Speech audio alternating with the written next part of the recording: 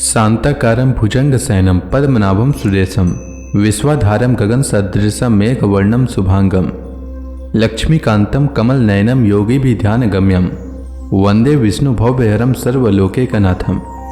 मंगलम भगवान विष्णु मंगलम गरुड़ध्वज मंगलम पुंडरीकाक्ष मंगलाय तनोहरि। ओम नमो भगवते वासुदेवाय। आज का दिन आप सभी के लिए मंगलमय हो। आइए सुनते हैं आषाढ़ मास कथा का दूसरा अध्याय। श्री सुखदेव जी आगे कहते हैं, परीक्षित, जब भगवान ने इस प्रकार आज्ञा दी तब सुदर्शन चक्र की ज्वाला से जलते हुए दुर्वासा लौटकर राजा अम्बरीश के पास आए और उन्होंने अत्यंत दुखी होकर राजा के पैर पकड़ लिए। दुर्वासा जी की यह चेष्टा देखकर और उनके चरण पकड़ने से लज्जित होकर राजा अम्बरीश भगवान के चक्र की स्तुति करने लगे। उस समय उनका हृदय दयावश अत्यंत पीड़ित हो रहा था। अम्बरीश ने कहा, प्रभु सुदर्शन, आप अग्नि स्वरूप हैं, आप ही परम समर्थ सूर्य हैं। समस्त नक्षत्र मंडल के अधिपति चंद्रमा भी आपके स्वरूप हैं। जल, पृथ्वी, आकाश, वायु, पंच तन्मात्रा और संपूर्ण इंद्रियों के रूप में भी आप ही हैं। भगवान के प्यारे हजार दांत वाले चक्रदेव, मैं आपको नमस्कार करता हूँ। समस्त अस्त्र शस्त्रों को नष्ट कर देने वाले एवं पृथ्वी के रक्षक, आप इन ब्राह्मण की रक्षा कीजिए। आप ही धर्म हैं, मधुर एवं सत्यवाणी हैं। आप ही समस्त यज्ञों के अधिपति और स्वयं यज्ञ भी हैं। आप समस्त लोकों के रक्षक एवं सर्वलोक स्वरूप भी हैं। आप परम पुरुष परमात्मा के श्रेष्ठ तेज हैं। सुनाभ, आप समस्त धर्मों की मर्यादा के रक्षक हैं। अधर्म का आचरण करने वाले असुरों को भस्म करने के लिए आप साक्षात अग्नि हैं। आप ही तीनों लोकों के रक्षक एवं विशुद्ध तेजोमय हैं। आपकी गति मन के वेग के समान है और आपके कर्म अद्भुत हैं। मैं आपको नमस्कार करता हूँ, आपकी स्तुति करता हूँ। वेदवाणी के अधीश्वर, आपके धर्म में तेज से अंधकार का नाश होता है और सूर्य आदि महापुरुषों के प्रकाश की रक्षा होती है। आपकी महिमा का पार पाना अत्यंत कठिन है। ऊंचे नीचे और छोटे बड़े भेदभाव से युक्त यह समस्त कार्य कारणात्मक संसार आपका ही स्वरूप है। सुदर्शन चक्र, आप पर कोई विजय नहीं प्राप्त कर सकता।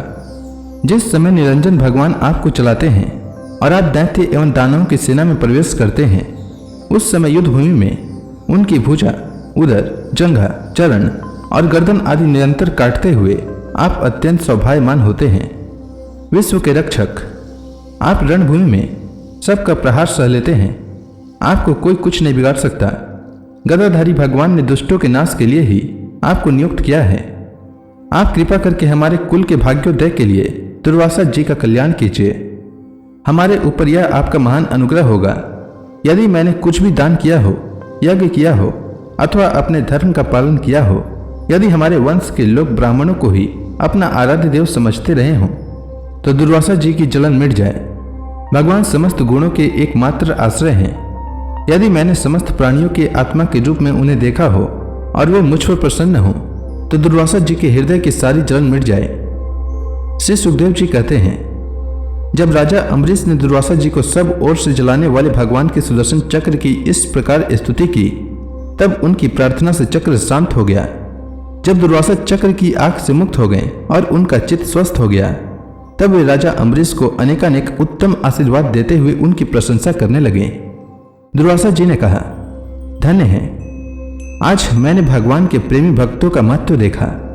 राजन, मैंने आपका अपराध किया, फिर भी आप मेरे लिए मंगल कामना ही कर रहे हैं। जिन्होंने भक्त वत्सल भगवान श्री हरि के चरण कमलों को दृढ़ प्रेम भाव से पकड़ लिया है, उन साधु पुरुषों के लिए कौन सा कार्य कठिन है।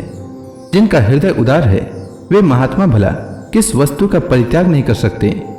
जिनके मंगल में नामों के श्रवण मात्र से जीव निर्मल हो जाता है, उन्हीं तीर्थपाद भगवान के चरण कमलों के जो दास हैं उनके लिए कौन सा कर्तव्य शेष रह जाता है। महाराज अम्बरीश, आपका हृदय करुणा भाव से परिपूर्ण है। आपने मेरे ऊपर महान अनुग्रह किया। अहो, आपने मेरे अपराध को भुलाकर मेरे प्राणों की रक्षा की है। परीक्षित, जब से दुर्वासा जी भागे थे तब से अब तक राजा अम्बरीश ने भोजन नहीं किया था। वे उनके लौटने की बाट देख रहे थे। अब उन्होंने दुर्वासा जी के चरण पकड़ लिए और उन्हें प्रसन्न करके विधि पूर्वक भोजन कराया। राजा अम्बरीश बड़े आदर से अतिथि के योग्य सब प्रकार की भोजन सामग्री ले आए। दुर्वासा जी भोजन करके तृप्त हो गए। अब उन्होंने आदर से कहा, राजन, अब आप भी भोजन कीजिए। अम्बरीश, आप भगवान के परम प्रेमी भक्त हैं।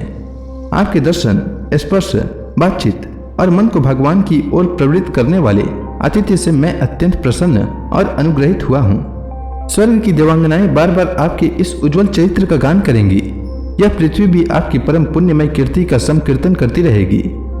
श्री सुखदेव जी कहते हैं, दुर्वासा जी ने बहुत ही संतुष्ट होकर राजा अम्बरीश के गुणों की प्रशंसा की और उसके बाद उनसे अनुमति लेकर आकाश मार्ग से उस ब्रह्मलोक की यात्रा की जो केवल निष्काम कर्म से ही प्राप्त होता है। परीक्षित, जब सुदर्शन चक्र से भयभीत होकर दुर्वासा जी भागे थे, तब से लेकर उनके लौटने तक 1 वर्ष का समय बीत गया। इतने दिनों तक राजा अम्बरीश उनके दर्शन की आकांक्षा से केवल जल पीकर ही रहे। जब दुर्वासा जी चले गए, तब उनके भोजन से बचे हुए अत्यंत पवित्र अन्न का उन्होंने भोजन किया। अपने कारण दुर्वासा जी का दुख में पड़ना और फिर अपनी ही प्रार्थना से उनका छूटना, इन दोनों बातों को उन्होंने अपने द्वारा होने पर भी भगवान की ही महिमा समझा। राजा अम्बरीश में ऐसे ऐसे अनेकों गुण थे। अपने समस्त कर्मों के द्वारा वे परब्रह्म परमात्मा श्री भगवान में भक्ति भाव की अभिवृद्धि करते रहते थे।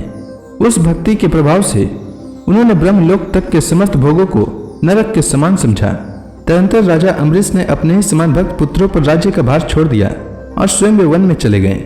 वहां वे बड़ी धीरता के साथ आत्मस्वरूप भगवान में अपना मन लगाकर गुणों के प्रवाह रूप संसार से मुक्त हो गए। परीक्षित, महाराज अम्बरीश का यह पवित्र आख्यान है। जो इसका संकीर्तन और स्मरण करता है वह भगवान का भक्त हो जाता है। तो इसी के साथ यह अध्याय समाप्त हुआ। इसके आगे की कथा मैं कल के अध्याय में सुनाऊंगा। तब तक के लिए भगवान हरि का नाम लेते रहें। तो प्रेम से बोलिए भगवान विष्णु की जय, श्री कृष्ण भगवान की जय, समस्त देवी देवताओं की जय।